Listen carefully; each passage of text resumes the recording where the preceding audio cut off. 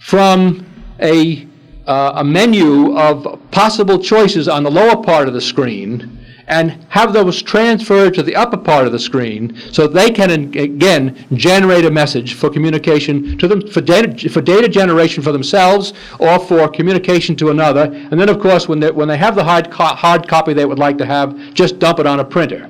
So the kind of technology, the kind of electronics technology that's represented here makes it possible for people with these very serious impairments to regain essentially the normal modes of communication which we're also absolutely dependent upon.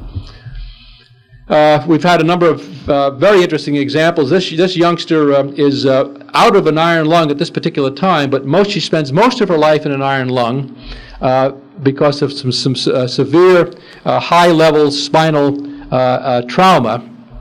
She has worked her way through college using one of these communicators. She's very apt and very adept, and so rather than using a single switch closure, she operates a harmonica-like device. You see it in front of her lips, which permits her to generate essentially a higher information rate as she generates messages, does her homework, essentially writes her term papers, and what have you.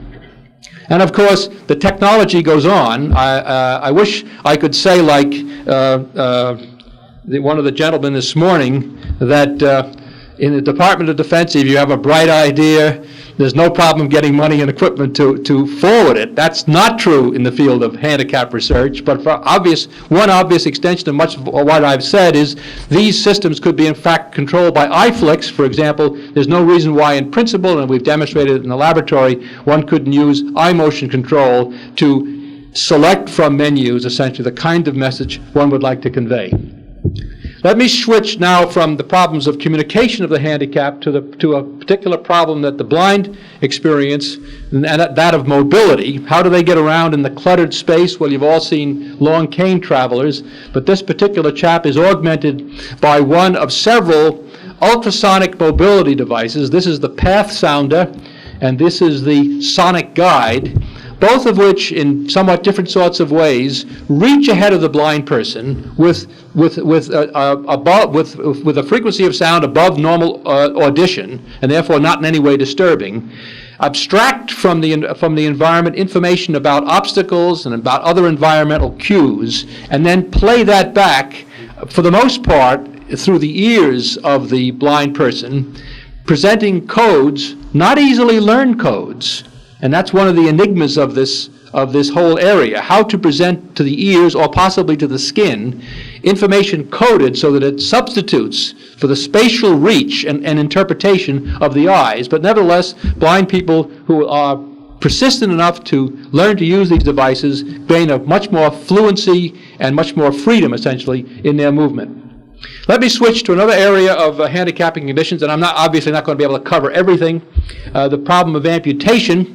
An area very strongly motivated by Norbert Wiener. Some of you in the audience are old enough to remember Norbert Wiener and his notion of cybernetics, the parallels between information and control in humans and in machines, and his seminal argument that a person like this could perhaps be provided with a better artificial elbow if one could tap into the brain or the spinal cord or the peripheral nerve or muscle and thereby get information which was indicative of cognitive intent to flex that elbow, and then use that to drive a servo mechanism at the elbow to replicate the physical joint. Most of the research that has been done so far has focused on using information from skeletal muscle, which generates an electrophysiological signal, much like the electrocardiogram alluded to in the prior talk, and which most of you in the audience have had experience with. So with that kind of a coupling of the mind controlling a muscle in a normal sort of way, a dysfunctional muscle, in this case for an upper extremity, an upper above elbow amputee, and then interpreting that muscular activity as cognitive intent, and then using that to drive an electromechanical limb, one recreates for an above elbow amputee a significant part of the natural control in a natural mode of the flexion of an artificial elbow. This is the so-called Boston arm, which came out of collaborative research between Mass General, MIT, and the Liberty Mutual Insurance Company. More recently, another of my students, and I heard there was reference again this morning to Bionics Valley in the University of Utah in Salt Lake City. One of my former students, Steve Jacobson, is very central to that bionics activity, and he is extending some of the research he did with me at MIT into what's known as the Utah arm. And I took a group of his slides in particular because I think his limb, which is a generation later than the Boston elbow or the Boston arm, exemplifies current state-of-the-art both electronics, electromechanical, motion-producing capability, and fully exploits the plastics technology, which permits one to build into structure much of the form and cosmesis that one needs for a natural-looking, natural-responding artificial limb. When fitted, this is the Utah arm with an electromechanically operated hand. One wouldn't almost know, essentially, that a young lady was sans her left arm. Or vocational applications, or very serious cases. Here's a bilateral 15-year-old amputee fitted with 2 Utah arms. Steve Jacobson continues his research in this area, concerned now with the control of multiple degrees of freedom, research he started with me at MIT, using musculature from the shoulder muscles for that purpose. While back at MIT, another former student of mine, Woody Flowers, is applying some of the same kinds of arguments for the control of improved prostheses for above-knee amputees, and has shown via elegant algorithms and elegant transduction schemes, but always mandated by access to computer, that one can in fact have a leg prosthesis, a knee prosthesis, which not only walks much more naturally on level ground, not only climbs stairs leg over leg, which normal amputees cannot do, but automatically makes transitions from level walking to stair climbing without any overt action on the part of the amputee. Well, I'm glad we recovered this slide. This is you saw this morning. Those of you who were here this morning saw this in Dick McGowan's presentation. It's from Gerald Petrovsky's laboratory at Wright State, and you may have seen colored animated versions of it on either Incredible People or 60 Minutes. And if you'll wait till February 28th, I understand, from a news release from WGBS public television in Boston, Nova, will be featuring what is known as functional electrical stimulation of muscle. It's an exciting concept, but I'd like to put it into context and concepts there. The idea that muscles contract when they're electrically galvanized goes all the way back to Volta, a Leyden jar, and a frog. Okay? So the idea has been around for a long time, and there have been several groups internationally researching that for perhaps a decade or so, and progress has been made.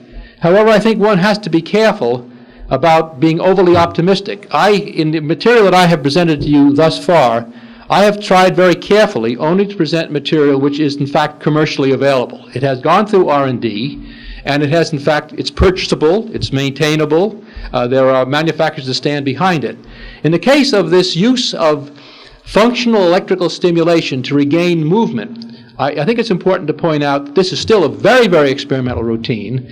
And I'd like to point out that this young lady is hardly what I would call walking. Her weight is being supported by her arms, which are still under normal central nervous system control in the walker. And that complex of wires and electrodes is serially exciting certain of the muscle groups which result in leg flexion.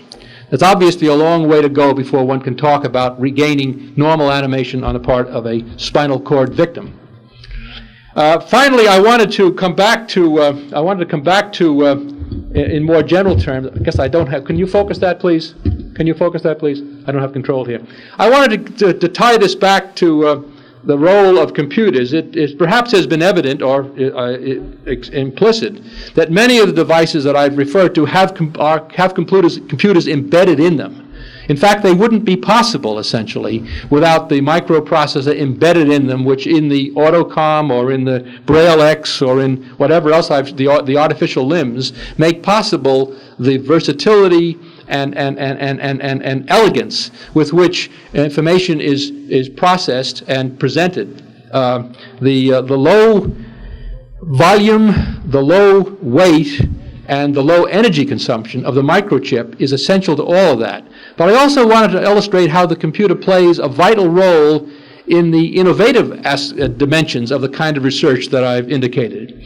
For example, in our laboratory, the study of whether it was feasible to use these muscle signals to control a limb was not tested first in hardware, but it was tested by programming a computer to simulate what the hardware would be like, and then trying both normals and amputees to see whether that we could in fact accomplish that goal, both for the upper and for the lower extremity amputee. And finally, coming back to a problem I set for you earlier, I talked about the problem of the mobility of the blind, and I said the real gut problem, the visceral problem, is how do you present information through a sense that nature did not intend to handle spatial information, the ears or the skin. I'm sorry, I got ahead of myself. Another little. I just got these slides together just a few minutes ago. I put these in because I notice on the program tomorrow there's discussion essentially of gait analysis.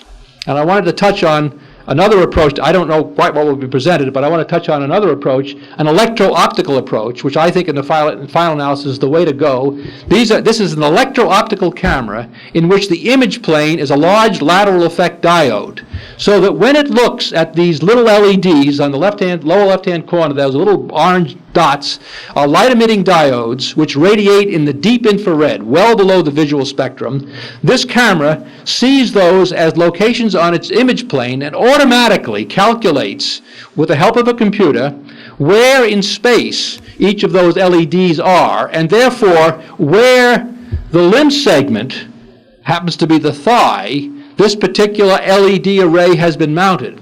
With this kind of a system, with multiple LED arrays, instantaneously the computer produces all of the kinematics, essentially, that are associated with that movement pattern, completely automatically, with no human intervention, with no judgment calls, essentially, on the part of anybody digitizing analog data.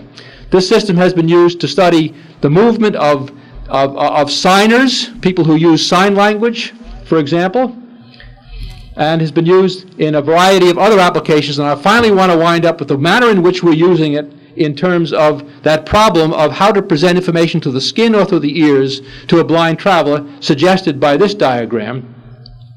We are now able to create in the laboratory the opportunity to explore that sensory display problem without the need to build specialized hardware.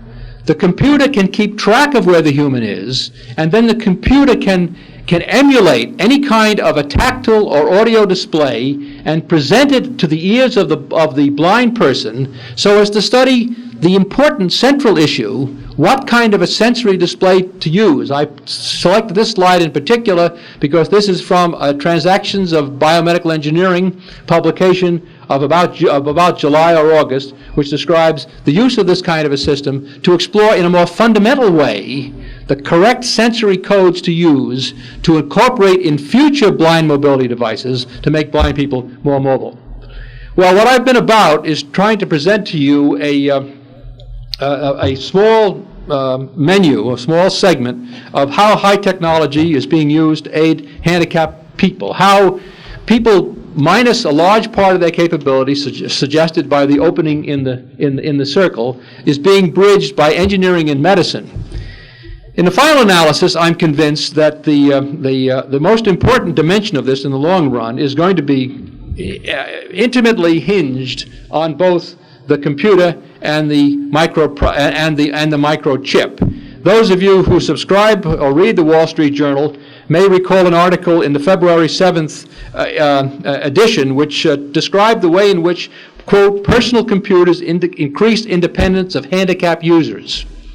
The computer, particularly the personal computer, is freeing the handicapped person from the need to go to where the job is, but rather permits the person to do the job where it's most convenient for the handicapped person to be. That's one of the important dimensions that the computer is bringing to the personalization of work for the handicapped person. And the other implication of the microchip, beyond what I've described so far and implicit of much of what I have said so far, is that the chip, with its enormous versatility, its enormous freedom by incorporating software, makes it possible to adapt each particular prosthesis to the unique needs of each individual human being. Because one of the things that makes the technology for the handicapped a fascinating area is that in the final analysis, what we're trying to do is to aid the functional capability of each individual human being. Thank you very much.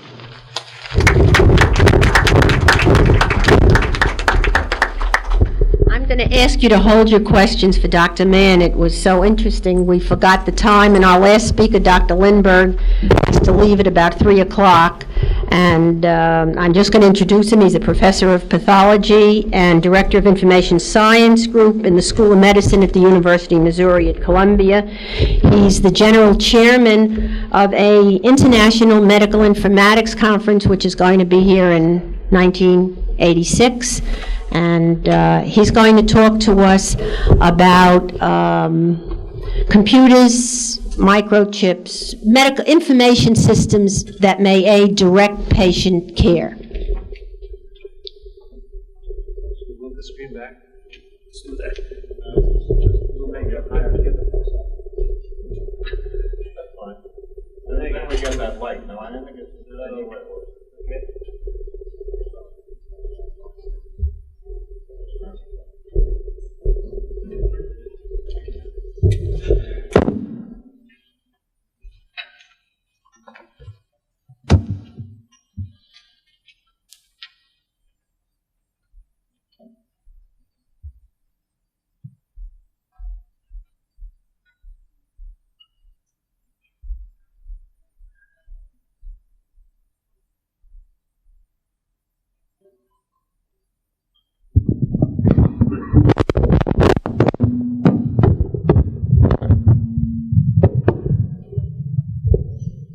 Dr. Estrin, ladies and gentlemen, thank you very much.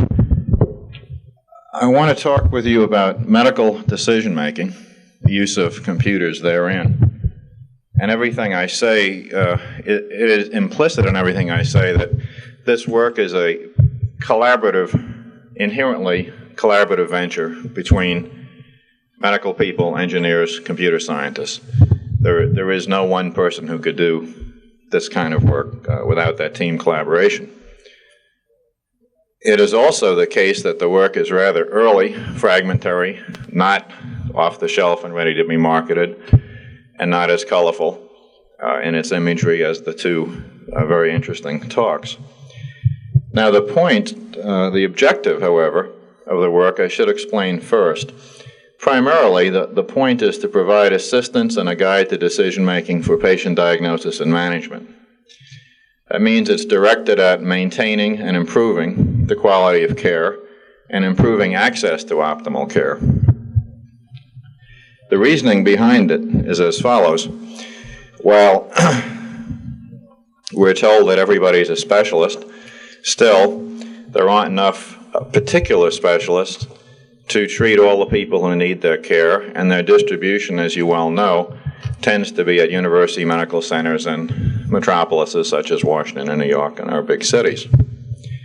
To give a measure of that, I was some years ago on the National Commission on Arthritis and Musculoskeletal Disease, which reported in '76. At that time, there were between 30 and 40 million persons in the U.S. with arthritis or rheumatological ailments. Less than 2% ever would see a rheumatologist even once, even for initial diagnosis and an initial management plan. So that the distribution of people without expertise is not at all optimal. And therefore, the goal to make a kind of a robotic imitation of the reasoning processes of the expert is worthwhile from the point of view of access to optimal care for patients. Acknowledging that a consultation from a computer expert system is always going to be second best to consultation with a human expert. But even so, if that expert's not available, where one needs him or her and not available 24 hours a day and so forth, the simulation is still worthwhile. Now, there are secondary important but secondary objectives of this work. One is the modeling of human cognitive processes per se. Obviously, one of the roots of artificial intelligence is psychology, and those people have more interest in the fundamental models than they do in the, as in the case of the medical people, in the high-performance diagnostic systems. Both are worthy goals. And then, of course, the use in medical education is near and dear to the hearts of those of us who labor in those vineyards. Presumably a system that represents the knowledge of the expert can teach a student about that knowledge. Now, I'm going to sample certain application areas. There are quite a few, but I know we don't have time for a large number. Firstly, rheumatology, which is work for my own institution that I can speak for. And then the other application areas are work of others. And the IEEE staff have a bibliography of publications, mine and the others, and there's a set of papers which I'll leave with Dr. Estrin if anyone is interested in them. So the second example, therefore, will be oncology, that is to say, treatment of cancer patients. The third, internal medicine, broad differential diagnosis in that broad, important field. Fourthly, anesthesiology and hypertension, and a special application, but one at the moment largely used in medical education. And then lastly, a somewhat more traditional engineering approach to the decision to use or not use a laboratory test, again in internal medicine. I'll mention the names of the primary workers as I go through, but I won't include them on the slides because there's so many names it gets confusing. That's why the bibliography is available to you. Now, most of this work in expert systems uses artificial intelligence techniques. And to stave off a question, what do we mean by AI, I'm going to give my favorite definition, which is offered by Ed Feigenbaum at Stanford. Namely, artificial intelligence research is that part of computer science that is concerned with the symbol manipulation processes that produce intelligent action. And by intelligent action is meant an act or a decision that is goal-oriented, arrived at by an understandable chain of symbolic analysis and reasoning steps, and is one in which knowledge of the world informs and guides the reasoning. So you could say a lot about that definition. The symbol manipulation means that it's non-numerical for all practical purposes. Goal-oriented is self-evident.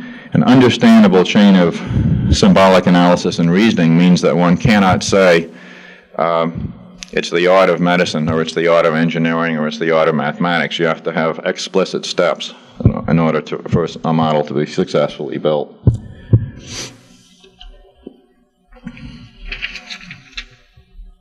Now, in the case of the rheumatology specifically, our aim is to test the feasibility of the artificial intelligence approach, the eventual product to be useful in a real clinical setting, that it should be used by non-rheumatologists, that is to say not by experts, but by people who are not experts, physicians who might well be specialists, let's say in orthopedics or dermatology or cardiology, but not in rheumatology. And our approach was, as I indicated to begin with, the absolute necessity for a multidisciplinary team. In our case, the collaboration involved using a computer network, the SUMEX network, which connects two federal facilities whose purpose it is to support artificial intelligence medicine research, namely the SUMEX system at Stanford and the Rutgers resource on the East Coast, linked by commercial timeshare services. Very important to our collaboration. And then lastly, we commit ourselves obviously to expert clinical consultant review group, that is to say peer review by outsiders. Now, the collaboration later spread to Keio University and also the University of Tokyo, and they too are linked by the same international network, and it makes it really very feasible and agreeable to sustain a 6-year collaboration, even at such distances using electronic networks. The equipment, the computing equipment, probably one should comment on, although that's not the most important part. Actually, most of this work was done on DEC 2060s, again using these long-range communication capabilities. It's always been our aim to make these things run on microprocessors, and they in fact do. Now, although one has to say that the advantage of the big system is for the development, the advantage of the microprocessor is once the development is stopped and frozen, then it can be run in a local situation. In the case of the rheumatology, it is now 95% accurate on diagnosis, which is as accurate as a consensus clinical diagnosis can be in that field. The management model is not yet as complete, so I won't present that at the moment. Let me give you an example of what such a system prints out, what it says, what it displays. It will say to begin with, diagnoses are considered in the categories definite, probable, possible. Based on the information provided, the differential diagnosis in this particular case was rheumatoid arthritis at the level of probable. And then it wants to do a thing that all AI systems have to do, namely recapitulate their reasoning. In other words, the diagnosis is supported by the following patient findings, that paragraph. This paragraph says findings not explained by the rheumatoid arthritis are the following. For example, this is an elevated serum glucose. The patient may well be a diabetic. We have to alert the medical staff that that's not part of the disease. Complement is a little high and so forth. And here are unknown findings which would support the diagnosis of rheumatoid arthritis. In other words, that's saying if you want to be more sure than probable, if you want to be definite, here's what you must do. And these are listed according to a kind of a continuum from cheap, easy, safe, which is to say largely a lab test, down to invasive procedures which are dangerous, expensive, or difficult. Another example of a case, this one, systemic lupus erythematosus, which is probable, polymyositis possible. Again, a paragraph which recapitulates its reasoning. These findings support this first diagnosis. These findings are not explained by that diagnosis. It may be a completely different disease. And here's what one needs to do in order to increase the likelihood. Again, starting out with a simple test, a blood test, a somewhat more difficult and expensive blood test, finally an invasive procedure, namely a renal biopsy.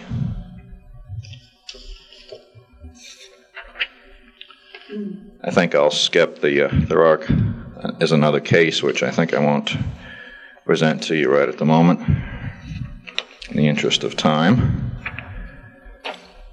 Now, what are the remaining problems? There are many, but I'll go into some detail about a second system, but I would say broadly our biggest problem is that the critical patient observations must be correct. In other words, if you tell me the right findings, I'll tell you the right diagnosis. But if you tell me improper findings, just as if you were to tell to a human expert improper findings, there's no real guarantee that the system can be can think its way through improper data. One of the reasons is that computer systems don't have any common sense, not an ounce of it, and people, even untechnically skilled people, have lots of common sense. So I imagine the human race will keep out ahead of the computers for a long, long while, even with all the help of the engineers, and maybe that's just as well. The human consultant can, of course, have in the back of his or her mind the proposition the person on the other end of the phone really isn't competent to make all the observations that are suggested. The computer program doesn't have that opportunity. And I want to mention a very well-known system in this field called Internist. It was made by Jack Myers at Pittsburgh and Harry Popel at the Carnegie Mellon and then Pittsburgh. It again runs on DEC VAX equipment. It again uses a communication system to Stanford University. Whereas our rheumatology system is narrow and very deep, this system is broad and perhaps somewhat shallow, but I would say all in all, the smartest of all the AI in medicine systems. It covers 500 diseases, 3,550 findings, and a lot could be said about how good it is, but one kind of showy test was to do New England Journal of Medicine clinical pathological conferences. In other words, the toughest cases in the whole business. And they published a review of 19 of those consecutive cases in which it outthought the experts. It did very, very well. On the other hand, in the opinion of the senior author, Dr. Myers, he felt that it appeared qualitatively similar to that of that is to say, the performance of the system appeared qualitatively similar to that of the hospital clinicians, but inferior to that of the case discussants. Now, that's a polite way of saying it did as well as the doctors actually did, but it didn't do as well as the super experts whose interpretations were published in the journal. To him, that meant that the evaluation demonstrated that the present form of the program is not sufficiently reliable for clinical applications. In other words, he wants really a first-class system. And even though he can be very proud of what he has. Now, in his publication, he describes certain specific deficiencies, and I could list a long list of things wrong with my own programs as well, but let me bring your attention to some of the things Myers said about their excellent program, because it's a measure of the state of the art of this field. It's exciting, it's wonderful, it's going to work, and it's aimed in the right direction, but it isn't here yet. Okay, he said his program has the inability to reason anatomically. Well, it doesn't know that the hip bone's connected to the thigh bone, and you can tell it those things, but they haven't as yet. Program's inability to reason temporally. That means that it can't take into account changes over time. Well, obviously, I mean, we know that that's important, but it's a lot easier said than done computationally. Program's inability to construct differential diagnoses spanning multiple problem areas. For example, if you were to see many, many orthopedic problems in a patient and skin lacerations and so forth, you might say to yourself, goodness, patient's an alcoholic.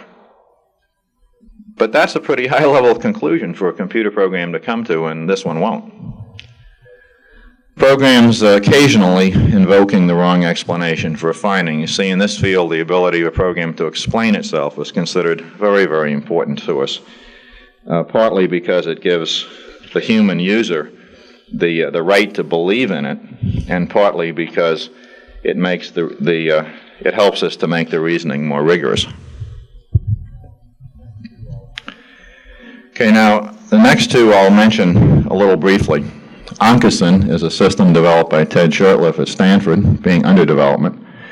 This also uses the large machine for development and then running on a smaller, I guess you'd call it a super micro, Xerox Dolphin. And its status, it has the task as follows. In the case of experimental cancer work, there are pre-arranged agreements as to exactly how patients shall be handled and how experimental drugs shall be evaluated. And those take the form of documents called protocols. They're about 60, 70, 80 pages long. They're like super explicit legal contracts, exactly how we'll do it so that we know we can get a good conclusion, fair conclusion. In the case of a university center such as Stanford, they may operate 6, 10, 12 protocols at once. It becomes a terribly difficult job on the fly when patients come in any old sequence in which they have to, and have ordinary illnesses as well as those related to their cancers, and taking into account the usual difficulties that everybody has with clinic management, to hew to those protocols. And so it is the purpose of this artificial intelligence-based system to understand the point of the protocol, not just the rules, but the spirit of it, and to help the clinician to comply with it and to, in fact, even advise how best to comply with it, taking into account the patient's best interests. So at this stage of the game, they're able to work with this system in the case of Hodgkin's lymphoma and another category of malignancy called non-Hodgkin's lymphoma. And it's in use, but in early development. Another system which should be mentioned is known as Attending. It's developed by Perry Miller at Yale University. It works in anesthesiology, as does Professor Miller. And it has a new wrinkle, which I thought you might be interested in knowing about, namely the critiquing strategy. In the case of all the systems I've described, one answers the computer's questions. He says, my patient has the following findings. For instance, in rheumatology, we can understand 1,000 findings. We have 400, roughly, intermediate hypotheses, and then roughly the 30 diseases that make up rheumatology. In the case of Miller in anesthesiology, he's turned the thing around such that you first tell the computer your plan, your anesthetic plan for a particular patient, and it's then the job of the computer to critique your plan, to act as if it were the attending physician, to say, well, there's certain merit in what you say, but on the other hand, since this patient is asthmatic, you dare not use such and such a drug, and to critique and reason with the user. Miller feels that's more acceptable. It's certainly very interesting, and it's an approach that now is being quickly tried by the rest of us in the field. Then lastly, a system that should be mentioned, namely decision analysis as developed by Steve Parker at Tufts and Bill Schwartz and Jerry Cassira as well. This I would not call artificial intelligence system. It's not a knowledge-based system, really. It's a more probabilistic kind of system, in that sense more traditional in the engineering field. It is very well done, however. It is actually in use, and there is a clinical medical decision-making consultation service which those gentlemen run. Now the concept there is that particularly aimed at the question, should you use a particular test for a patient, realizing a test can be a simple finger stick or draw blood, and there you're largely spending dollars, or a more elaborate radiological procedure which might have a limited resource problem, or it might be an invasive procedure, biopsy and operation. So that some cases the decision has to be made rather carefully. And in this scheme, they describe the reliability and potential risks of specific diagnostic tests, and of course then you have to describe the benefits and the risks of the specific treatment and analyze those, and then establish two thresholds, one a test threshold, one a test treatment threshold, and then use the following rule. Treatment should be withheld if the probability of disease is smaller than the testing threshold. Treatment should be given without further testing if the probability of disease is greater than the test treatment threshold. And of course, in between, do the tests. So graphically, the decision space has this sort of appearance. In other words, below here, don't do the test. In between here, do the test. Here, just treat without the test. And of course, the width here will depend upon the sensitivity and the accuracy, cost, and the danger of the test itself. So it's really a means of making explicit the considerations of benefit and gain, and taking into account as best they can what is known as of the accuracy and the precision, even acknowledging that those may have to be estimated, but being able to test the importance of being able to test whether it's essential that you know every last third decimal place of those accuracies and precisions. In general, it does not. And so this has turned out to be, even though a more old-style mathematical approach, still a useful approach. Thank you. Okay. Do you have time to, anybody have a question for, yes? I have a question for Dr. Lindberg. Do you see the feasibility, perhaps, of developing a system which would allow the decision on surgery? To allow the decision? Yes. Surgery? Yeah, absolutely. The first basis for any kind of a decision is certainly diagnosis. Now, we consider that our second section, which is management, has to do more than just with drugs, but also with decisions concerning surgery. And in the case of the rheumatological patient, that's very much part of the management decision. Should you recommend to the patient to have a joint injected or a biopsy made or even a repair of that joint? So sure, absolutely, we don't think that the surgery is immune at all. Any other questions for Dr. Lindberg, Ellis? I've heard from some engineers that there's a computer that can administer anesthesia more safely over a period of time than anesthesiologists. Is there any truth to this?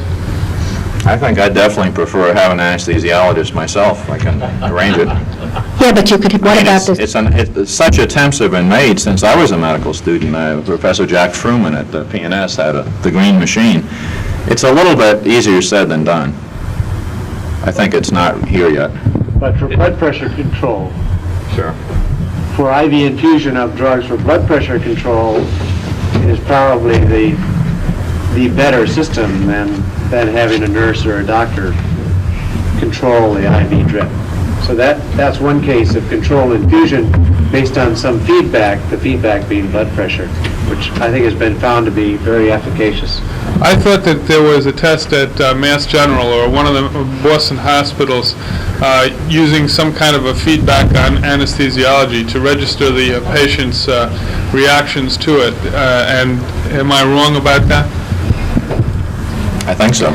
Well, there was a time 20 years ago when people were trying to use the EEG to monitor the level of consciousness, but I think someday maybe that will come to pass, but I think right now I don't know of any research in that area. If you don't have a question, I'd like to show you one slide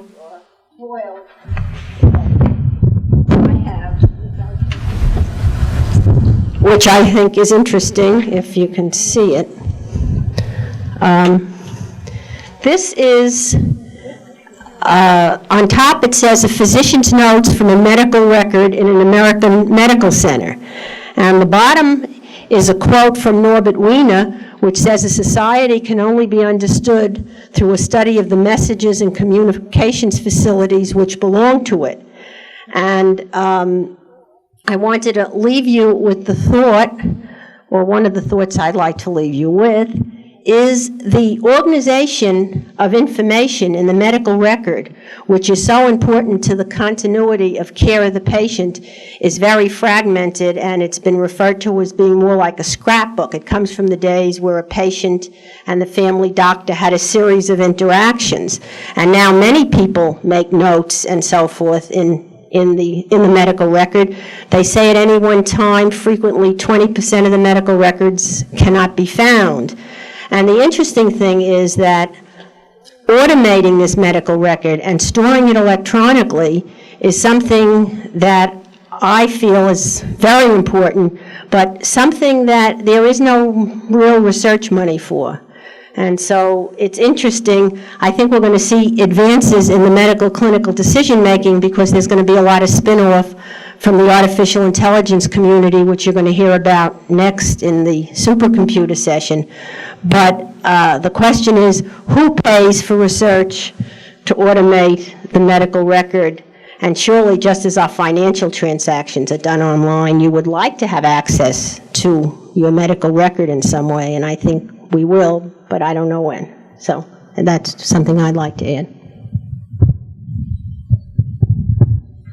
Are there any more questions? Thank you, Thelma, for putting together such a fascinating session. We're going to take a 10-minute break, and we'll be back here at 3:30 for the session on superconductors, supercomputers. Well, the extent to which they're not doing that, using such a system, diagnostics, have to feel that they understand both the logic and the process. I think they do. I think that's the importance of the explanation. I mean, it has to say why it's making this recommendation. When we took the system, I definitely intend to, but I was sort of interested resistant to health areas. No, they needed it. now when one Pretty strongly about the money issue. And I feel pretty strongly about it too. Is a simple, well, Oh, this is their time. Well, it's not peculiar. It's probably tougher now than in recent times, but it's not peculiar to this administration. It's a long-standing issue. I think it's, Well, I'm afraid there's fluctuate people lost based on the issue. How would you organize? I was wondering if. first place, up to fairly recent time, visibility of the handicapped person. We've only recently become aware of differences of we're not all white male and Anglo-Saxon, this sort of thing. But we're actually life is more complicated than that. That's problem number one. Problem number two is that the constituency has not been organized. The handicapped as a constituency have been enormously dragged on. In fact, they've been recruiting amongst themselves. Low energy. And they're now realizing that, that the union is strength. So we're beginning to see a change along those lines. The providing window around community. Yeah, they do a little. Which is dominated by medicine. It's not enough. Gives you fantastic results. I don't mean to be, that's not to be a nasty remark. It's not a nasty remark. Doctors want to cure people. They want to have dramatic results. I want to have dramatic results. You want to have dramatic results. And handicapping, it's dramatic. It's a long, drawn-out process. Things don't happen like in an operating room or with a particular drug or what have you. And so medicine is almost out of physical medicine rehabilitation, for example, as well as has been a board specialty since 1968, and less than 0.5% of all physicians in the United States are physiatrists in terms of disdain among the medical community. So, and I'm not saying, again, I'm not making light of this, I'm just reporting the way things are. But you have to, it's common, the handicapped are by and large economically deprived. They're not a good market. If you want to buy one of Tom Budge's $1 billion NMR machines, you're not in the ball game if you're handicapped. Well, there's some. You said you had new technology that was off the shelf. Who's going to buy them? And what do they cost? No, they cost. That's a problem. That's a real problem. They're all in the $1,000 range. They're all in the multiple $1,000 range. Several, $1,000 to $7,000 or $8,000. It's a car investment. It's an automobile investment level, used car or new car level, and that's a lot of money for people who have these kinds of problems. Yeah, absolutely. You've got the technology there. That's one of the problems. Technology is a numerical market. financially, if you're a strict, capital-intensive entrepreneur, you don't put your money into this field because you can get a better turnover in other fields. So how come so much work has been done anyway? That's all. We delivered a huge amount of. What's been done has by and large been federally supported at the kind of modest level I'm describing, and most of it has been university-based. In other words, most of it has become, a lot of it is done for free, basically, in the context of university education. Half the things I talked about essentially were not financed initially, basically. They just came out of the enthusiasm of the people who were doing it. So this is basically something that a federal program is going to have to sponsor, assuming a different administration. Well, why? I don't know why it's any different than DOD or NIH. Yes, I think so. Very much so. Very much so. I think it'd be. Well, because in effect, it is going to be a program that will give people. Let me tell you. It's a very costly process. So Social Security disability payments alone, I think the last time I looked at it, which was 1978 or something like that, were over $100 billion, $114 billion, I think that year. These are people who are handicapped, and they're getting such payments essentially because of that. Now, I'm not saying all of them would be turned to productive life, but some of them would. One of the classic examples, and again, it's the old story that you can always make a good example, basically. But one of the easiest examples is if you take a singly impaired but totally sight deficient youngster, okay, and choose to provide him with this armamentarium of capability, he becomes absolutely a taxpayer. And you can many times over pay the cost of buying the hardware.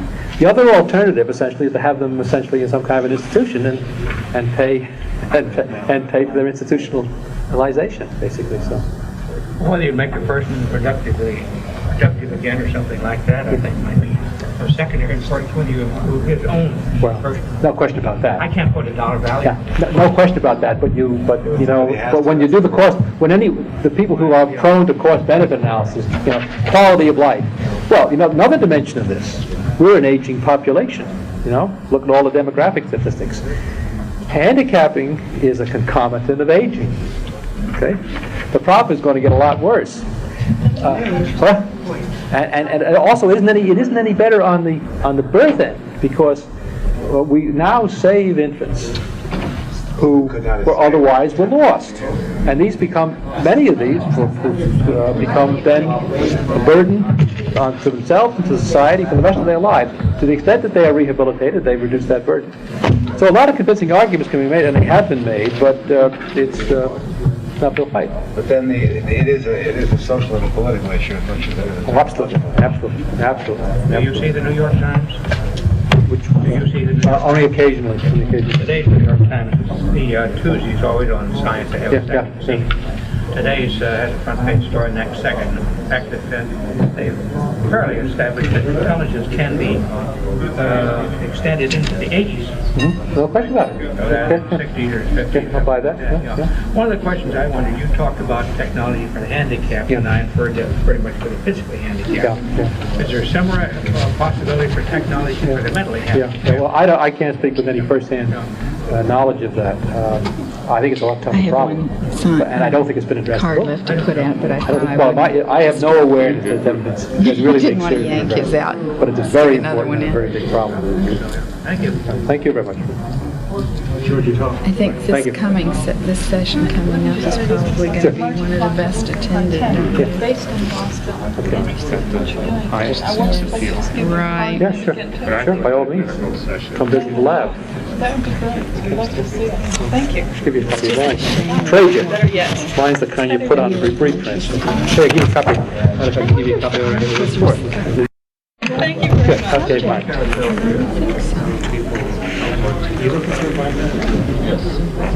One get this one. Oh, how many years? What?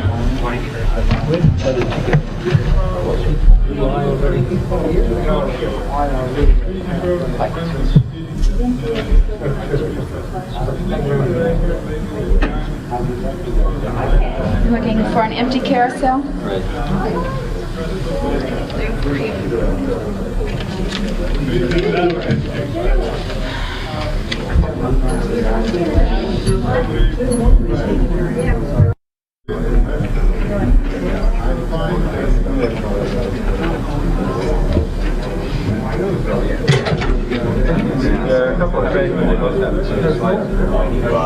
Skepticism that anybody else was doing anything that was for us.